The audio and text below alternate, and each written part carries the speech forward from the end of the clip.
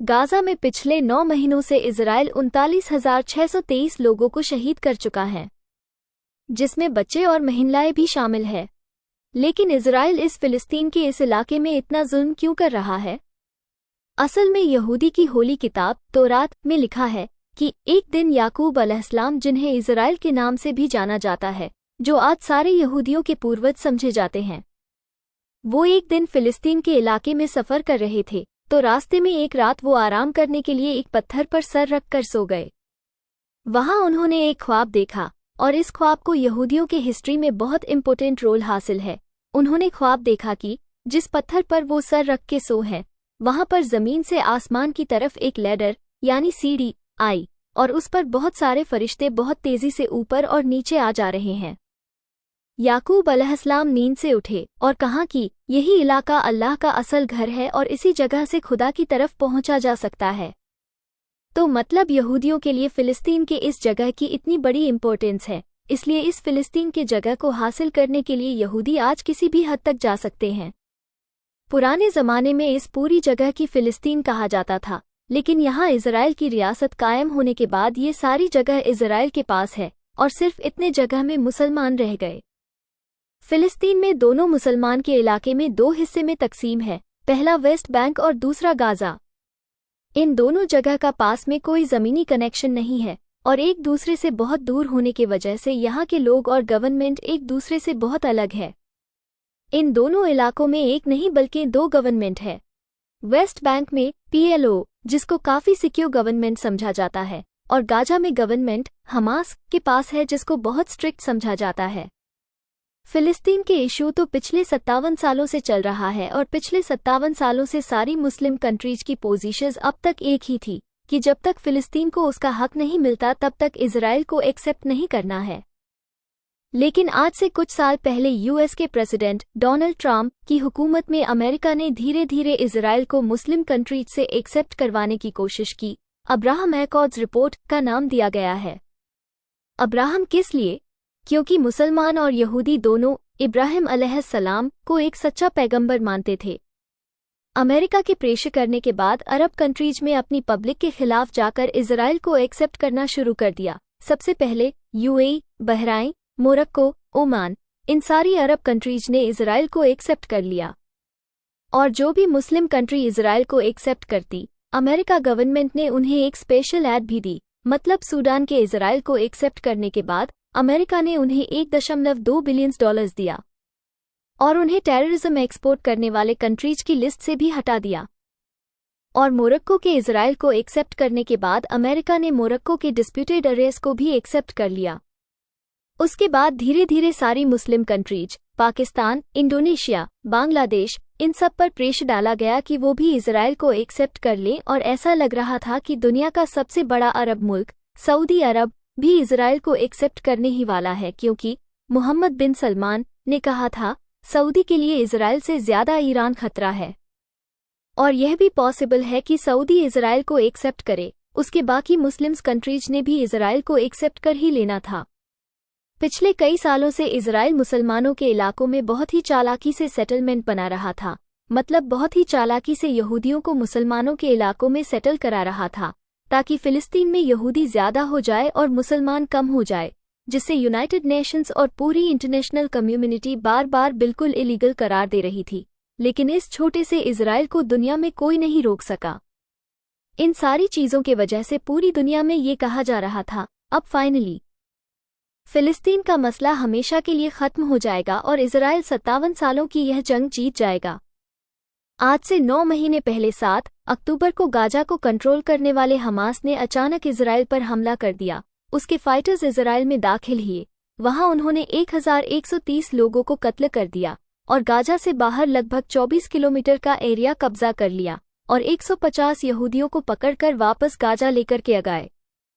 उसके बाद सारी दुनिया में यह न्यूज़ फैल गई कि हमास ने इजराइल पर बहुत बड़ा टेररिस्ट अटैक करा है और कहा कि उन्होंने महिलाओं और बच्चों को भी कत्ल किया है। कुछ टाइम के बाद हमास के लीडर ने एक्सेप्ट भी करा कि उनके फाइटर्स से इन हमले में कुछ गलतियां भी हुई हैं। हमास के इस अटैक के बाद पूरी दुनिया इजराइल की तरफ देख रही थी कि अब इजराइल का रिस्पांस क्या होगा। उसके बाद इजराइल के वजीर आलम बेंजामिन नेतन्याहू ने टेलीविजन पर आकार ऐलान करा कि अब इजराइल गाजा से ऐसा बदला लेगा कि ऐसा किसी ने सोचा भी नहीं होगा। तो सबसे पहले इजराइल ने गाजा की तरफ सारी सप्लाईज, बिजली, खाना, पानी सब बंद कर दिया और कुछ ही दिनों वो सारा इलाका वापस ले लिया जो हमास ने कब्जा किया था।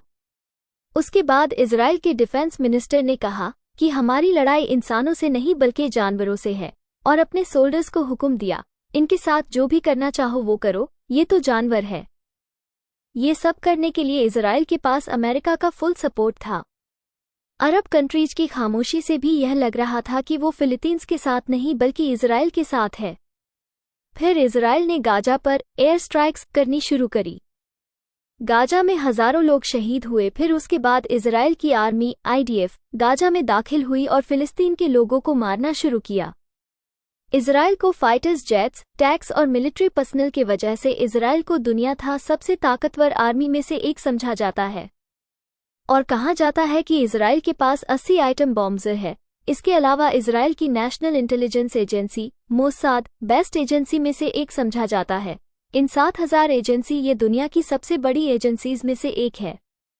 अब सवाल ये है, अगर इनकी इंटेलिजेंस एजेंसी मोसाद इतनी स्ट्रांग है तो इनको हमास के इतने बड़े हमले की प्लानिंग का कैसे पता नहीं चला? अब यहाँ पे कुछ लोगों का ख्याल है कि हो सकता है हमास इजराइल से मिला हुआ है। हमास का क्या ख्याल है? अगर वो इजराइल पर इतना बड़ा हमला करे तो इजराइल का रिस्पांस इसके बाद क्या होगा? खैर जो भी हो, आखिर इजराइल की फौज गाजा के अंदर दाखिल हो गई। गाजा में 3 में सिटीज हैं, गाजा सिटी, खान यूनुस और रफाह। और सबसे पहले इजराइल ने इन तीनों सिटीज के आपस में कनेक्शंस को तोड़ने की कोशिश की, फिर पूरी दुनिया के सामने फिलिस्तीन पर जुल्म करना शुरू करा। अब तक उन्होंने 40,000 लोगों को शहीद किया और अभी भी यह नंबर बहुत तेजी से बढ़ता जा रहा है।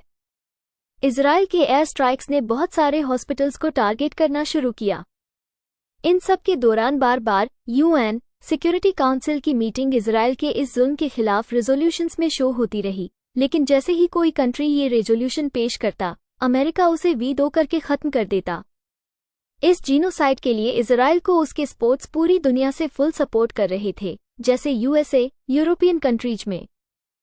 लेकिन फिलिस्तीन के स्पोर्ट्स, जिसमें सबसे बड़ी रिस्पॉन्सिबिलिटीज अरब कंट्रीज की बनती थी और फिर बाकी मुस्लिम वर्ल्ड, इन अरब कंट्रीज ने फिलिस्तीन के लिए कोई भी एक्शन नहीं लिया। इवन वो अरब कंट्री जिसने बहुत सालों पहले इजराइल के खिलाफ जंग भी लड़ चुके हैं और हर जंग बहुत बेशर्मी से हारे हैं, उन्होंने भी इस बार कोई एक्शन नहीं उठाया।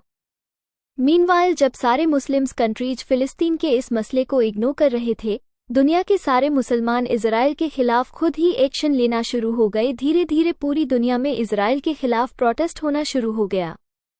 अब तक दुनिया में जितने भी प्रोटेस्ट हुए, उनमें से सिर्फ 14% इजराइल के हक में हुए और बाकी 86% सिर्फ फिलिस्तीन के हक में हुए।